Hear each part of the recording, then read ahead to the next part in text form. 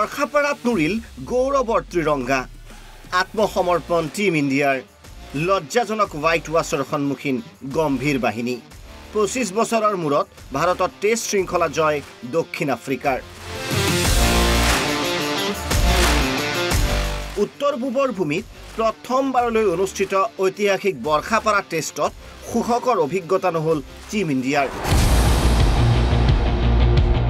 আলোহী দল দক্ষিণ আফ্ৰিকাৰ পৰাক্ৰমত শোচনীয়ভাৱে পৰাজয় স্বীকাৰ কৰিলে গৌতম গম্ভীৰৰ নতুন টেষ্ট জলে 408 ৰানৰ বিশাল ব্যৱধানত হাৰিল ভাৰত দ্বিতীয় ইনিংছত মাত্ৰ 140 ৰানতে all out team India spinner Simon হাৰমাৰৰ বলিঙত তাজপাতৰ ঘৰৰ দৰে খহিল উইকেট ৰবীন্দ্ৰ জাদেজাৰ বাহিৰে কোনো এগৰাকী ভাৰতীয় বেটাৰে প্ৰত্যাহ্বান জনাব নোৱাৰিলে বিশ্ব টেষ্ট চেম্পিয়নশ্বিপৰ চেম্পিয়ন দল দক্ষিণ আফ্ৰিকা প্ৰথম ইনিংছতো প্ৰত্যাহ্বান জনাব পৰা নাছিল ভাৰতে মাত্ৰ 201 ৰানতে হেৰুৱাইছিল আটাইকেইটা উইকেট বিপৰীতে দক্ষিণ আফ্ৰিকাই প্ৰথমটো দিনৰে পৰা নিয়ন্ত্ৰণত ৰাখিছিল মেচখন দলটোৱে প্ৰথম ইনিংছত সংগ্ৰহ কৰিছিল 10 উইকেটত 489 ৰান আৰু দ্বিতীয় ইনিংছত 5 উইকেটত 260 ৰান কৰি ভাৰতৰ সন্মুখত বান্ধি দিছিল 548 ৰানৰ পৰ্বত সমলক্ষ্য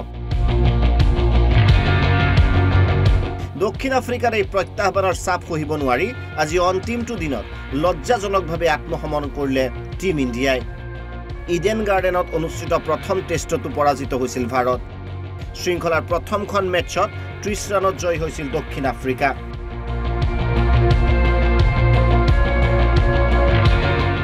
ইয়াৰ লগে লগে বহু অনাকাংক্ষিত অভিলেখৰ গৰাকী হল ভাৰত দক্ষিণ আফ্ৰিকাৰ অধিনায়ক টেম্বা বাবুমাই ৰচিলে নতুন ইতিহাস ভাৰতৰ ভূমিত দ্বিতীয়বাৰলৈ টেষ্ট শৃংখলা জয় দক্ষিণ আফ্ৰিকাৰ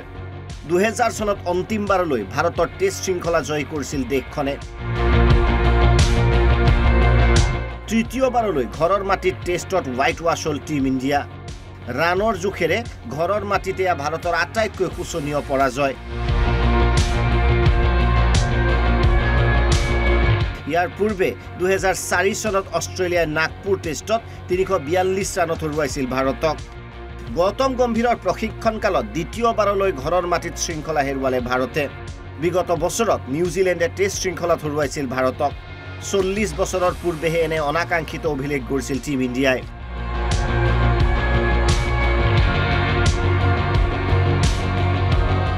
উনৈশ 1983 চনৰ পৰা 1985 চনৰ সময়ছোৱাত ৱেষ্ট ইণ্ডিজ আৰু ইংলেণ্ডে ভাৰতৰ বিৰুদ্ধে জয় কৰিছিল টেষ্ট শৃংখলা ইপিনে টেষ্ট শৃংখলাত শ্ৰেষ্ঠ খেলুৱৈৰ শিতানতো দপদপনি অব্যাহত থাকিল আলোহী দল দক্ষিণ আফ্ৰিকাৰ শৃংখলাৰ শ্ৰেষ্ঠ খেলুৱৈ নিৰ্বাচিত স্পিনাৰ সাইমন হাৰমাৰ বৰ্ষাপাৰাৰ মেচখনৰ শ্ৰেষ্ঠ খেলুৱৈ নিৰ্বাচিত মাৰ্কো জেনসন উল্লেখযোগ্য যে টেষ্ট শৃংখলাৰ সামৰণিৰ লগে লগে গুৱাহাটীৰ পৰা ৰাঁচী চহৰলৈ উৰা মাৰিব দুয়োটা দল 30 নৱেম্বৰ দেওবাৰৰ পৰা আৰম্ভ হ'বলগীয়া এদিনীয়া শৃংখলাত অংশ ল'ব দুয়োটা দলে ৰাঁচী ৰায়পুৰ আৰু বিশাখাপট্টনমত অনুষ্ঠিত হ'ব এদিনীয়া শৃংখলাৰ 3 মেচ